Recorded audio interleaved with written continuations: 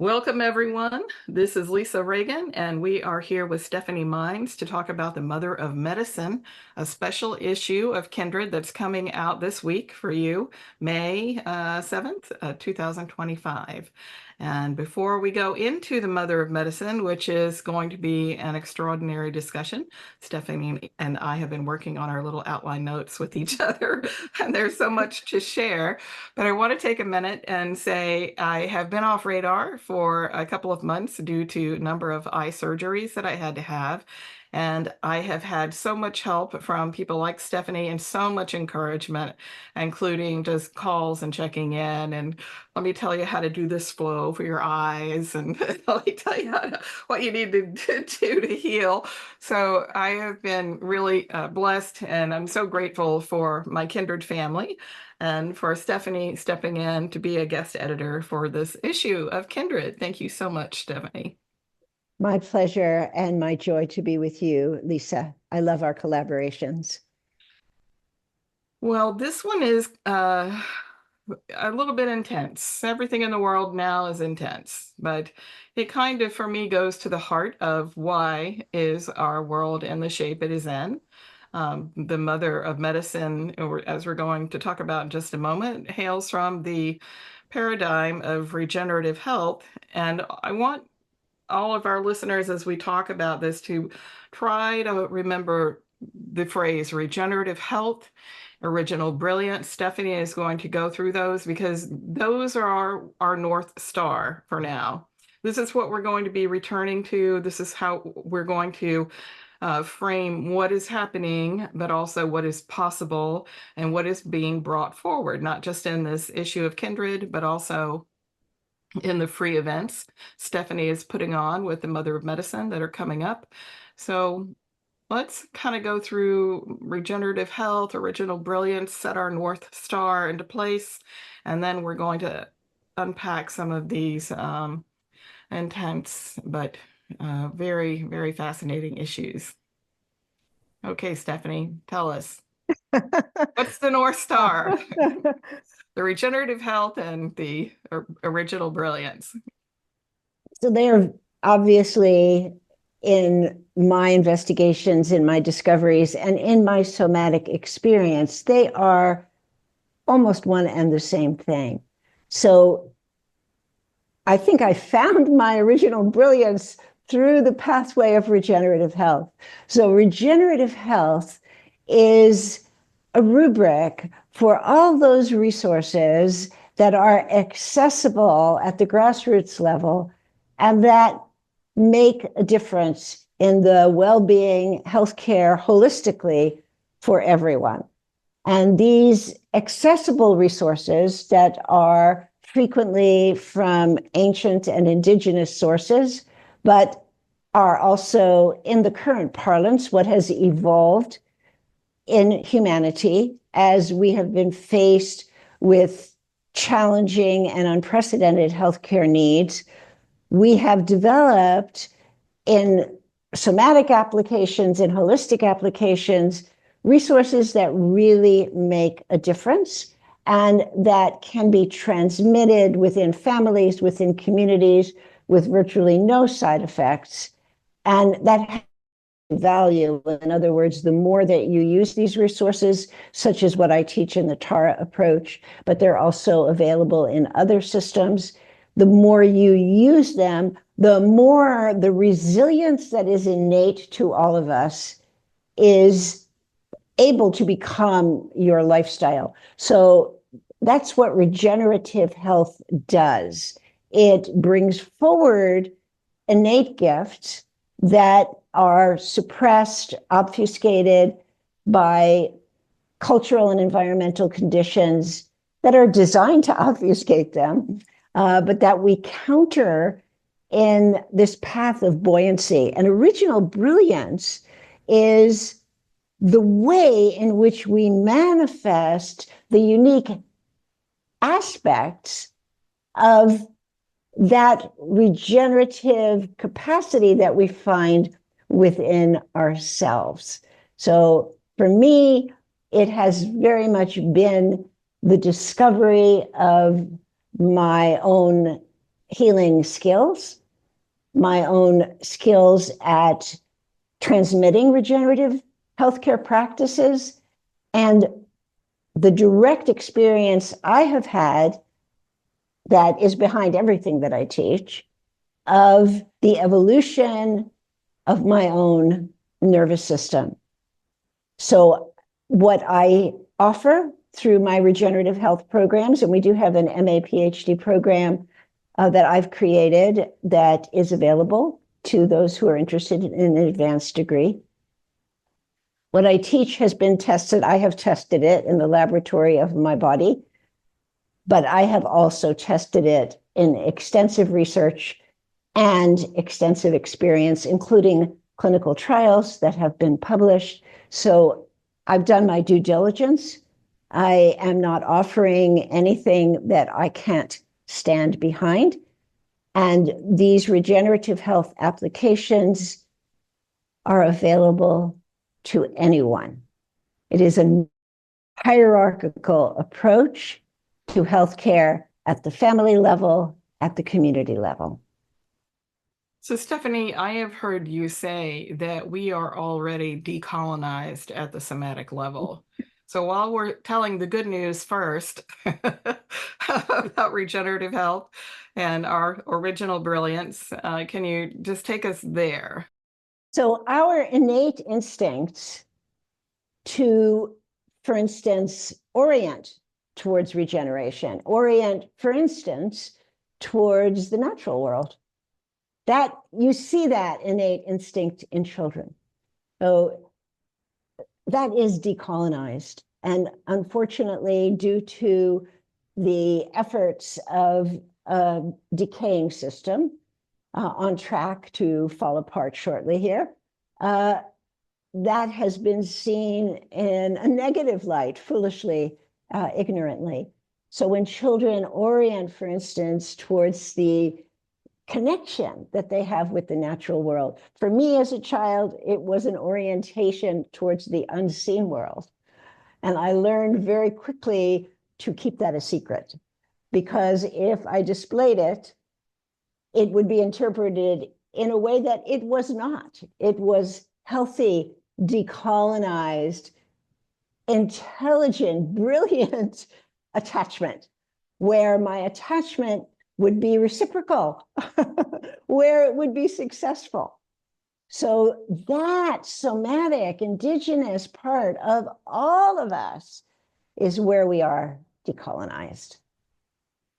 So Four Arrows has created a worldview chart for us that has a list of the indigenous kinship worldview on one side and the dominator worldview on the other side. And underneath those headings, we have pre-conquest consciousness and post-conquest consciousness. And Four Arrows says, in addition to decolonizing, we need to pre-colonize ourselves. And that's pretty much the same thing, but from a different standpoint. But I like that what we're saying is we're just reclaiming what is already ours, already our birthright, as you have said. So, so let's go into, now that we've gotten the good news and our paradigm established with language to return there, let's go down the path a little bit because unpacking mothers of medicine, and how are mothers leading us where we need to go. When in America right now, it is told you the bad news was coming, the most dangerous place to give birth. Suicide and overdose are the leading cause of death for new mothers. We are at the bottom of infant mortality with all developed nations. This is, and it's right now, as we were talking about earlier, the NIH just took the word woman out of their documents, and any investigation into women's health is being pulled. And we know that we are practically a different creature. So now we're going to discover and talk about mothers as the originators of health, not just for children, but for communities and cultures. And we're finding mother is almost invisible and has been. And certainly, as Jessica Weppa writes in this issue of Kindred, she writes about remythologizing motherhood because from the beginning, Asclepius, way back in the Greek myth, was born from cesarean, and it just kind of birthed this entire disconnected way of viewing bodies, or birth without women even having anything to do with it. So, or the whole feminine life force being um, made invisible. So this is a huge task that you're taking on. I just want to acknowledge that, even with all of our paradigm acknowledgement and our languaging and making sure that we have our North Star to look back to. Um, let's talk about for a moment, what is your vision for the Mother of Medicine as a movement? Thank you, Lisa. I so appreciate your capacity to synthesize so many diverse, multi-pronged thoughts and projects that I generate out of this central theme that is encapsulated really in the Mother of Medicine.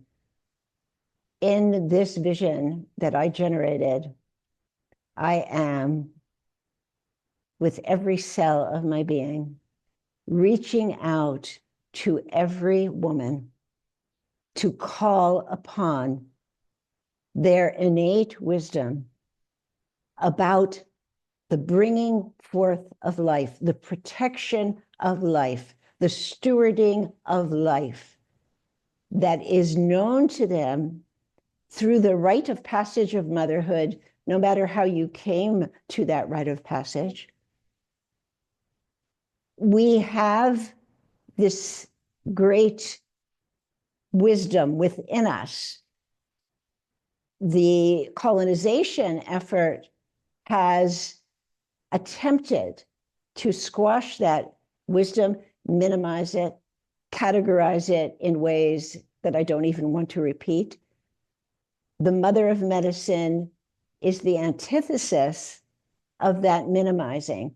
It is the celebration and the evocation. I literally am reaching out from the tendrils of my being to all women to come forward now. And it's not about something you have to achieve. It's something that you already are. And now is our time. We have within our beings, in our flesh, we have the wisdom of motherhood. And this is the wisdom of life. It's the wisdom of the mother trees. It's the same. It's the wisdom of the earth that is the purview of women.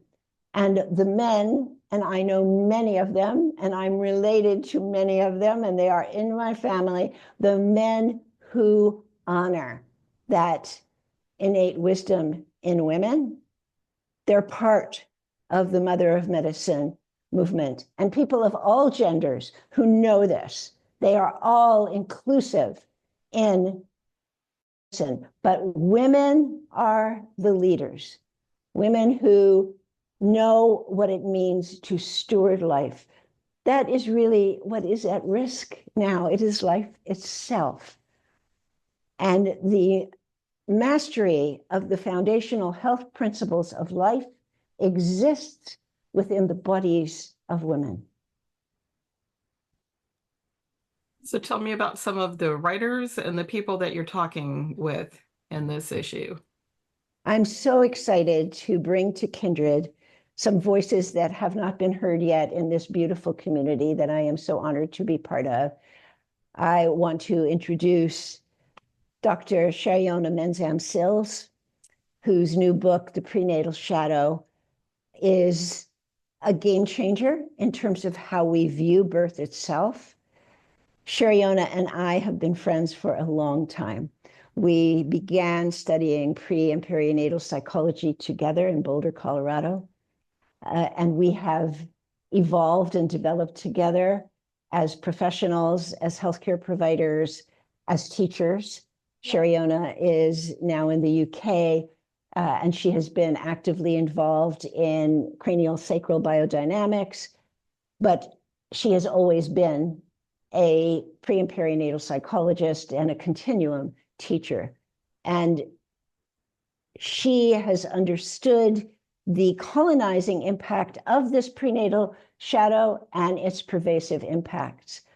I am also thrilled to bring Dr. Antonella Sansone, and Sheriona and Antonella are co-facilitators with me of the Trailblazer series and the Summit on the Mother of Medicine.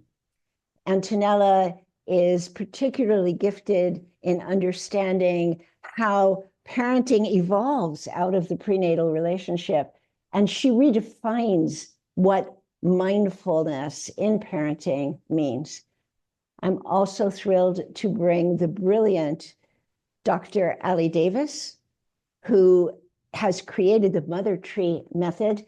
Her work is pertinent to the core for these times because she provides a framework for women who, devastated by the environmental crisis, seek to know how to bring positivity, motivation, hope to their children. And she does that by reconnecting mothers with their kinship with the earth. So Ali beautifully combines her diligent academic research with her compassion for all mothers. She herself is a mother. All of the women I've mentioned are mothers. And these are some of the stars that I brought to shine in the Kindred horizon. And I'll mention Jessica Weppa, and we're so thrilled to have her with us. She is providing us with new language to describe motherhood from this embedded in the matrix sort of way. She is a very rare person who just finished a dissertation in aspects of motherhood and the culture now. And for those in the world of academia now, you know that the mother erasure is very it's almost complete there. So it's fantastic to have her scholarly work with us. She re-examines mythology and the origins of medicine and remythologizing motherhood. This is a fantastic piece that I hope everyone will take a moment not just to read her contribution, but there are a number of phrases that she is sharing with us. And a couple of them I have to keep secret until she's ready to roll them out, but they're good ones. There's some real good ones coming. So let's see. So tell me about the live event because that's coming up real quick. That's in May. Yes, that's 5 days of 90 minutes to 2 hours of experiencing these women who I've been sharing with you. And in addition, Ibu Robin Lim, who has created Bumi Sehat and other centers where everything I'm talking about is lived on a daily basis. And everything really is expressed through the work of Ibu Robin Lim. Her ability to care for women holistically on site at Bumi Sehat, but also her outreach to women in at-risk situations when there are devastating events that occur. She has vans that are equipped to be available for these women, their children, for childbirth, for the terror that ensues for families and mothers if they're pregnant, if they're in labor, and there is a natural disaster or a climate crisis disaster. And so Robin has incredible foresight, incredible organizational capacity, and she will be part of the Trailblazer series. And this is completely free. It's online on the Humanity Rising Broadcasting Network. And it is an opportunity to hear from all of the trailblazers of the Mother of Medicine and also to engage with us. So you will engage through the chat function. Through meeting us, you will have a personal experience of who we are as mothers, as women, as social activists, and that will hopefully be the beginning of a larger conversation that the audience will have with these healthcare leaders. And then where is it going from here? Because there's another event, a summit that we're working our way up to in November. So the idea really is to build momentum as a movement would build momentum. This undertaking of really standing behind mothers as the healthcare leaders we need right now, empowering women who have largely been disempowered from this function, who have been taught to believe that they couldn't possibly be healthcare leaders. So really reversing all of that misinformation that we received about what we should do, how we should do it, and flipping it on its head by drawing out of our bodies the knowledge that we have about how to steward the health, the life of the future, how to care for our children and all children. And the in-depth exploration of that in a much longer, much more detailed program will occur at the November summit. And all of these programs together for people who want an advanced degree in regenerative health, an MA or PhD, will be credited towards that matriculation.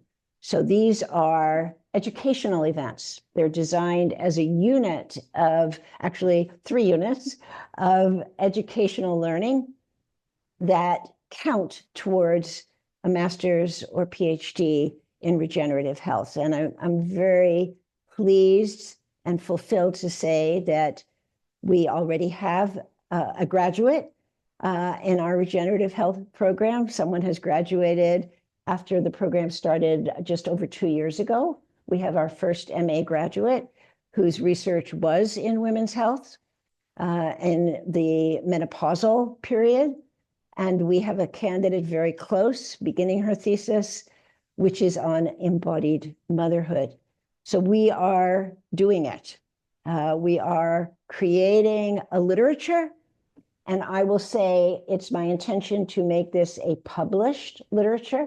I'm seeking publishing outlets for regenerative health literature, and that's my intention. So when you come into the program, you already have a book agent, you might say. I will be your book agent. And Antonella and Shariona and Ali just joined our faculty. So that is our faculty in the Regenerative Health MA PhD program. So if you really want to dive into regenerative health and women as healthcare leaders, this is the program for you. I just kind of want to go back to the beginning where we were when we came in, because now that we've gone through what we're going to be seeing and hearing in the Mother of Medicine issue at Kindred and then the upcoming events, I hope that everyone is feeling the reframe, the recontextualization of what is happening in the world right now. Yes, there's an old system that was fated to fall apart because it was never sustainable to begin with. As a gardener, I've written on Kindred for so many years about cultural composting. And I used to say, come on, let's drag this old thing over to the cosmic compost pile. It's done, it's done. let's go, let's go work together in this new way, this share this new story together. And what you've brought together for us, Stephanie, is so wonderful and grounded and so exciting. And I so am deeply appreciative of your leadership and giving us direction and where are we going, and keep pointing to the North Star for us. Thank you so, so much. Thank you for being my friend. Thank you for your help when I was going through my eye surgeries and your support. And thank you for being a guest editor again. Well, it's really delightful, and this is what community is about, that there should be so much joy in regenerative health, because everything I shared with you is regenerative health medicine. And this entire series is regenerative health medicine. The very experience of these programs is designed to be medicinal and to shift the focus from the craziness to the transformation, which is right on the cusp of the craziness.